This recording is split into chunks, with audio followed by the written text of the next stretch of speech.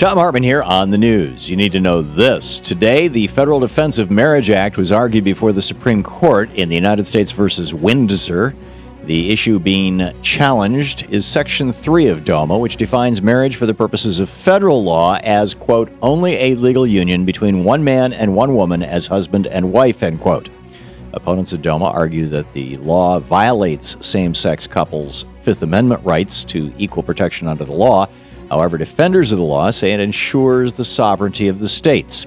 In the lead-up to today's case, both the Obama administration and the Attorney General announced that they would no longer defend DOMA, so the bipartisan legal advisory group known as BLAG has taken up the defense. BLAG is made up of House Speaker John Boehner and a couple other Republican representatives who claim that the Defense of Marriage Act benefits our nation by saving money. And they argue that federal benefits given to opposite-sex couples encourage reasonable procreation. There are three issues before the court in this case: whether DOMA violates the constitutional rights of same-sex couples, whether the President and the Attorney General refusing the law deprives the court of jurisdiction and refusing to defend the law, and whether the BLAG has the legal right to bring the appeal. DOMA denies same-sex couples multiple benefits they would otherwise receive under federal law, such as the right to file jointly their taxes, spousal health care for federal employees, and Social Security survivors' benefits. In addition to being morally wrong, there's no question that DOMA treats LGBT families like second-class citizens. It's time for everyone in our nation to have the right to marry the person who they love. Let's hope the Supreme Court overturns DOMA and helps to make that possible. In screwed news, our public school system is under attack. Yesterday, the Indiana Supreme Court upheld a school voucher law which drains resources from the public school system and primarily benefits religious organizations in that state. In a 5-0 vote, the justices agreed with proponents of the voucher program, saying the law gives families more choices in school selection. The suit was brought by the Indiana State Teachers Association. They argued that almost all of the voucher program money went directly to schools affiliated with religious organizations. According to teacher Teresa Meredith, quote, the vast majority of students will be robbed so that a group of students can get religious educations on taxpayer dollars, end quote. And Ms. Meredith is exactly right. Voucher programs suck much-needed money out of the public school system, furthering the destruction of one of our nation's most important resources. The United States is 17th in the world in education, and we continue to lag behind, and will continue to lag behind, until we start investing in our future leaders. In the best of the rest of the news, Howard Dean understands the political process. On Tuesday, the former Vermont governor announced his new political action committee called the Purple to Blue Project, which will focus on flipping swing state legislatures from Republican to Democratic. The Democracy for America project will start in Virginia and move to 3 more states by 2014. Dean described the Purple to Blue project, saying, what DFA's effort to do here is stop the right-wing extremists. This is about sane, normal Americans taking on these extreme people with bizarre ideas, end quote.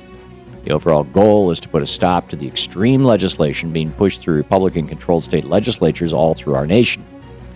Successful GOP efforts in state and local elections have allowed them to implement draconian laws like abortion restrictions, voter ID bills, right-to-work-for-less laws in many states. Finally, it looks like Democrats understand that this is a long-term fight. Get involved in local politics in your area and support Howard Dean's effort to bring sanity back to our state legislatures. Greek sailors have been hit hard by that nation's financial troubles.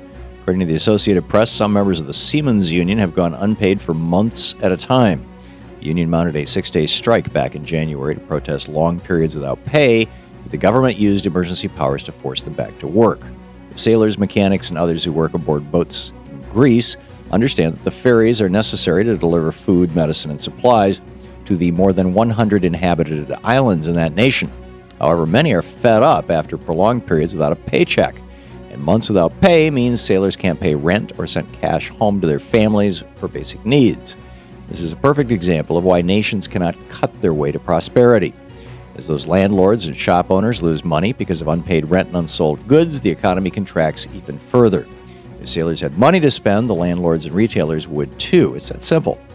Greece needs to put an end to their austerity measures and start stimulating their economy with government spending. And finally, police in Boca Raton, Florida got some unusual help in ending a 4-hour standoff with a man suspected of stabbing 2 people.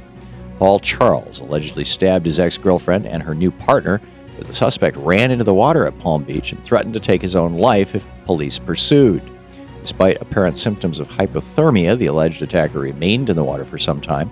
After several hours, police noticed multiple spinner sharks jumping in the water near the suspect, and apparently Mr. Charles noticed them too. Finally, the man returned to dry land, where police were able to make an arrest.